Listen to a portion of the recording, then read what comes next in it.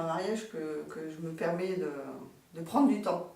Donc j'ai eu le temps de me poser et de me mettre à faire des choses qui me permettaient de respirer, de m'exprimer. Alors par rapport à la peinture, j'ai forcément ma formation d'architecte qui apparaît un peu dans les jeux de volume, de profondeur, de construction. Au départ, j'ai une vision un peu par rapport au format que j'ai de départ, de lignes directrices, de points de fuite. Et puis après, je m'amuse à... En général, je vois bien dès le départ ce que ça va donner. J'essaie de donner une impression de matière différente, de volume, de profondeur, de reflet.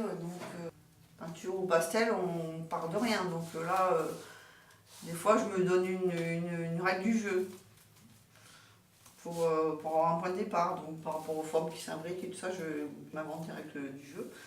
Et par contre, la partie peinture sur les objets, c'est différent. C'est l'objet qui est le point de départ.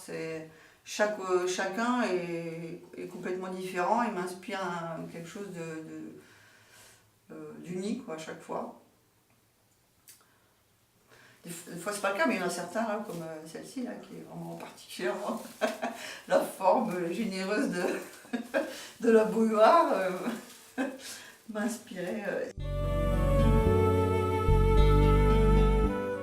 Alors mon père était très influencé par la peinture abstraite contemporaine. Enfin, sa peinture principalement était abstraite. Il est décédé il y a 6 ans et il ne sait pas le travail que je fais puisque j'ai commencé à peindre après. Et donc je serais curieuse de savoir ce qu'il en pense de ce que je fais. Enfin, j'ai l'impression qu'il trouverait ça un peu anecdotique, bon, surtout la partie là, peinture sur les peaux. Je pense qu'il trouverait ça un peu gentil. Et j'ai le regret de ne pas avoir pu discuter avec lui de ce qui nous amène à peindre, de ce qui nous motive à peindre, ce qui nous influence.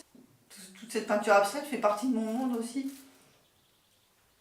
Mais moi, je ne m'y aventure pas dans l'abstrait.